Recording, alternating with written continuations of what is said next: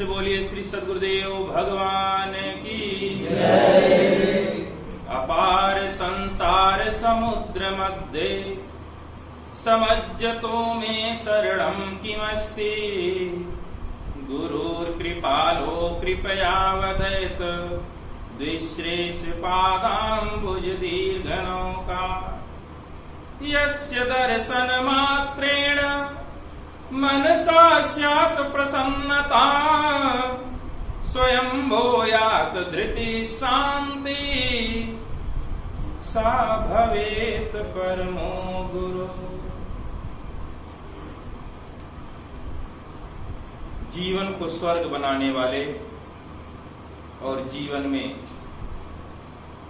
सब सुख आनंद को भर देने वाले परमपिता परमात्मा सद्गुरु भगवान के पावन चरण कमलों में कोटि कोटि नमन वंदना करते हुए परम वैराग्यनिष्ठ संत श्री लक्ष्मण साहब जी सद्गुरु के प्रति अपने हृदय में अपार प्रेम भक्ति भावना लेकर के उपस्थित यहाँ पर समस्त भक्त प्रेमी जन नवयुवक भाइयों आप सभी को हमारे तरफ से संप्रेरित कोटि कोटि सत्य गोविंद साहिब बंदगी हरि ओम नमो नारायण जय श्री राधे जय श्री सीताराम। तो प्रेमियों हम सभी के बीच में प्रश्न चल रहा है इस संसार में वे कौन सी वस्तुएं हैं जो महान हैं जो मूल हैं जो सार हैं जिसमें गोस्वामी तुलसीदास जी के इस दोहे के माध्यम से तुलसी यह संसार में तीन वस्तु हैं सार सत्संगत हरि भजन एक निस्तिन पर उपकार जिस पर हम पहले सेंटेंस पर विचार कर रहे हैं सत्संग। सद्गुरु कबीर साहिब कहते हैं राम बुलावा भेजिया दिए कबीरा रोए जो सुख साधु संग में सो वैकुंठ न होए। मानो कबीर साहिब कह रहे हों कि हमको राम ने बुलाया मेरे पास बुलावा भेजा और मैं भगवान के राम के बुलावे को इनकार कर दिया कि जो सुख संतों के संग में है जो आनंद संतों के संग में है प्रभु वो आपके पास नहीं है इसलिए मैं आपके पास नहीं आऊंगा। तो हम सभी लोग इस दृष्टांत के माध्यम से आगे बढ़ रहे थे। तोता बेचने वाला कहाँ है ढूंढा जाए। इस राज्य के मार्केट में तोता बेचने वाला दोनों तोतों को पकड़ करके बेच रहा। उस राज्य के मार्केट में राजा का यह नियम है शाम तक जो भी कुछ बेचने जाता है बाजार में नहीं बिकता तो अंत में राजा जाता है और सब खरीद लेता है। तोता बेचने वाला भी तोतों को बेच रहा है उसके तोते बिके नहीं। शाम हो गई राजा साहिब मार्केट में पहुंचे तोता बेचने वाले के पास पहुंचे। तोते वाले से राजा साहिब पूछते हैं भैया तोतों का क्या दाम है। तोता बेचने वाला कहता है जो ऊपर पिंजरे में तोता लटक रहा है इसका दाम 5,000 रुपया और जो नीचे पिंजरे में तोता लटक रहा है इसका दाम 50 रुपया। राजा साहिब ने कहा तोता एक जैसे हैं पिंजरा एक जैसा है फिर दाम में इतना बड़ा अंतर क्यों। जो ऊपर पिंजरे में तोता लटक रहा है वो भी पिंजरा वो भी तोता वैसे ही है जैसे नीचे पिंजरे में तोता लटक रहा है वैसे ही। एक का दाम 50 रुपया एक का दाम 5,000 रुपया। तोता बेचने वाले ने कहा राजा साहब ले जाइए खरीद के सब समझ में आ जाएगा। राजा साहब 5,050 रुपया दे करके दोनों तोतों को खरीद लेते हैं और अपने राजमहल में ले आते हैं। शाम को भोजन करने के बाद अपने विश्राम गृह के द्वार पर पहले दिन 5,000 रुपए वाले तोते को टांग देते। जैसे सुबह के 3:30-4 बजते हैं, वैसे वह तोता मधुर मधुर शब्दों में कहता है, राजा साहेब उठिए, सुबह हो गई है, मधुर बेला है, प्रातः हो गई। राजा साहेब जय श्री सीताराम, हरिओम, नमो नारायण। राजा साहेब उठिए, भगवान का ध्यान करिए, भजन करिए, अब सोने का समय नहीं है, भगवान का ध्यान करने का समय है। यह बात सुनकर के राजा साहेब बहुत प्रसन्न होते हैं कि वाह, 5,000 रुपए तर गया, क्या सुंदर तोता मिला है। अब पहले दिन उस 5,000 रुपए वाले तोते से यह शिक्षा मिली। दूसरे दिन फिर शाम को भोजन करने के बाद अपने विश्राम गृह के पास द्वार पर 50 रुपए वाले तोते को टांगा। जैसे सुबह के 3:30-4 बजे, वैसे वह तोता गालियां बकना शुरू कर दिया। जब गालियां बकना शुरू कर दिया तो बगल से राजकुमार आया। राजकुमार को बहुत गुस्सा लगा। उसने पिंजरा खोला, पिंजरे से तोते को बाहर निकाला और जैसे गर्दन ऐंठने जा रहा है, वैसे 5,000 रुपए वाला तोता जोर जोर से रोने लगा, चिल्लाने लगा, राजकुमार जी मत मारिए, ये मेरा भाई है। राजकुमार आश्चर्य में पड़ जाता, तुम्हारा भाई है?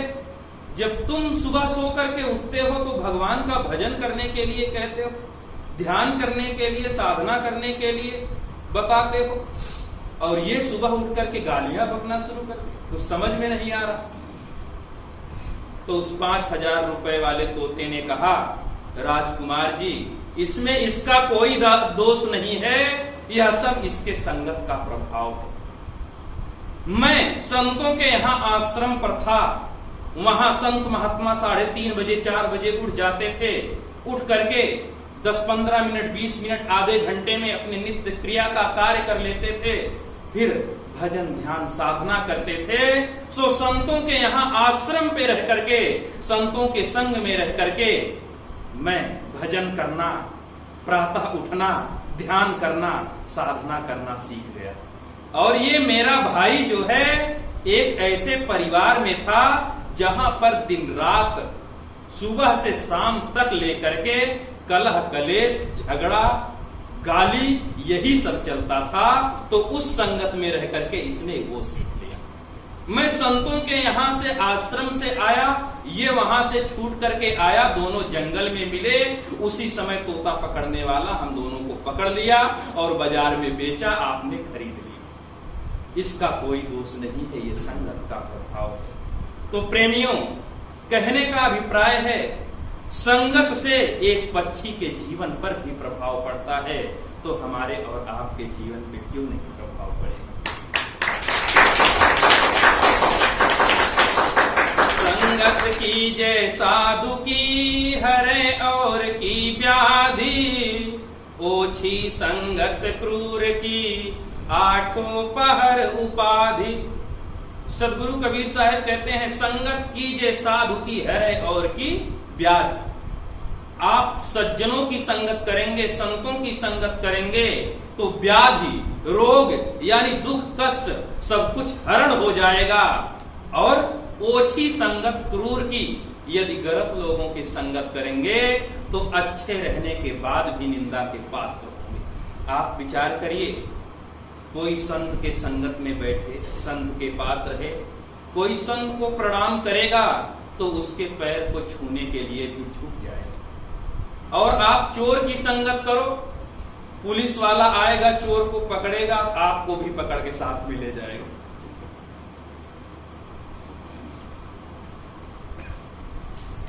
रत्नाकर स्वयं वाल्मीकि जी, जिन्होंने रामचरितमानस को संस्कृत में बहुत वर्ष पूर्व ही लिख दिया, वो जब सप्तऋषियों का संग पाते हैं, उनका सत्संग पाते हैं, तो अपने जीवन को इतना बदलते हैं। जो डाकू जंगल में लोगों को मार करके उनके धन को, गठरी को छीन ले रहा है, वही डाकू सप्तऋषियों के सत्संग को पा करके अपने जीवन को इतना महान बनाता है कि वो स्वयं ब्रह्म ऋषि महर्षि वाल्मीकि जी बन जाते हैं। और स्वयं वनवास काल में भगवान राम जब महर्षि वाल्मीकि जी के यहाँ पहुंचते हैं तो उनसे स्वयं पूछते हैं कि प्रभु मैं कहाँ रहूं। आप विचार करिए, एक डाकू जो संतों का संग पा करके अपने जीवन को इतना बदलता है कि स्वयं उनसे भगवान पूछ रहे हैं कि मैं कहाँ रहूं।